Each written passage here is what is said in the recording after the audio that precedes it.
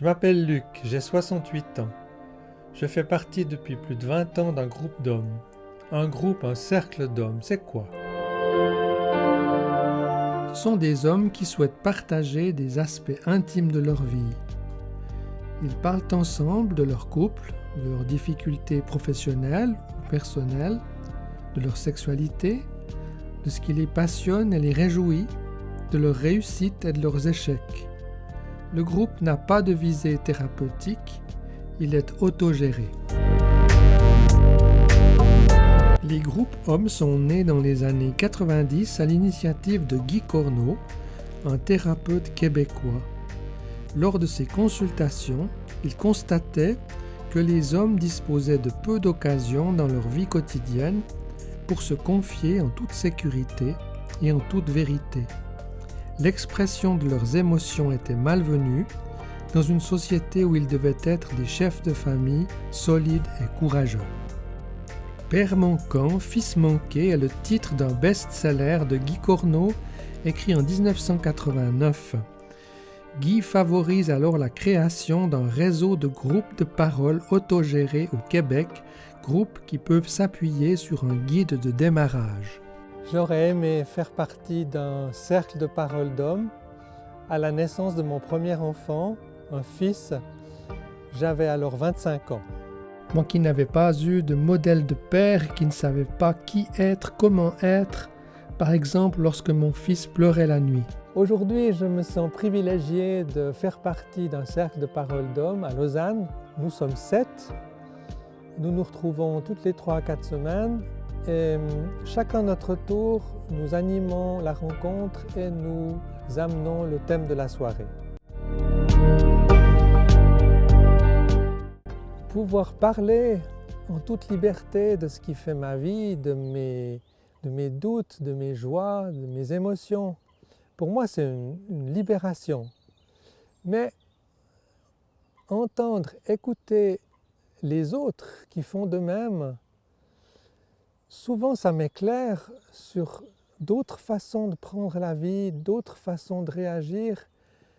Et à l'issue de notre rencontre, je repars avec plein d'interrogations qui vont me faire avancer.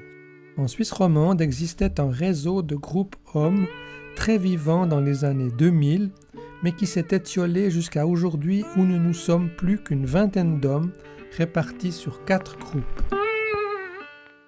Tout naît et tout meurt, c'est la loi de notre monde. Les groupes d'hommes de Guy Corneau font-ils encore sens aujourd'hui ou ont-ils fait leur temps? J'ai pourtant le sentiment que malgré les réseaux sociaux, malgré tous les outils de communication d'aujourd'hui, rares sont les occasions où, en tant qu'homme, je peux partager des aspects intimes de ma vie en toute liberté et sécurité, juste dans la gratuité du partage. De plus, tant de questions, de remises en question sont posées aux hommes aujourd'hui, notamment par la prise de parole légitime des femmes. Comment est-ce que je me situe dans ce contexte? Qu'en pensent les autres hommes? Encore une chose, tu te demandes peut-être pourquoi des cercles de parole d'hommes. Il existe des cercles de parole de femmes, des cercles de parole mixtes, mais nous on pense que quand on est qu'entre hommes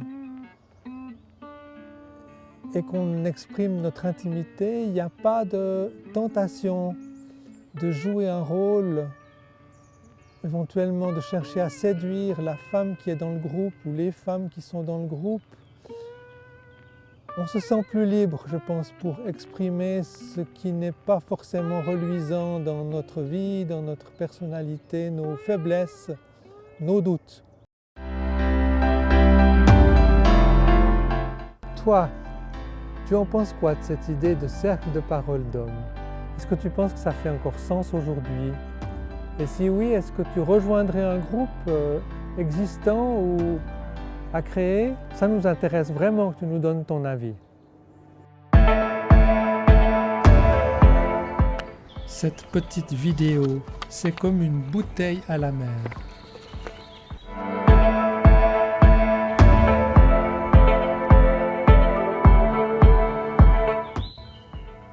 Y aura-t-il des hommes qui la découvriront?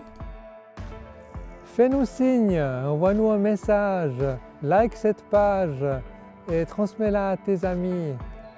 Et peut-être à bientôt. Bonne suite à toi.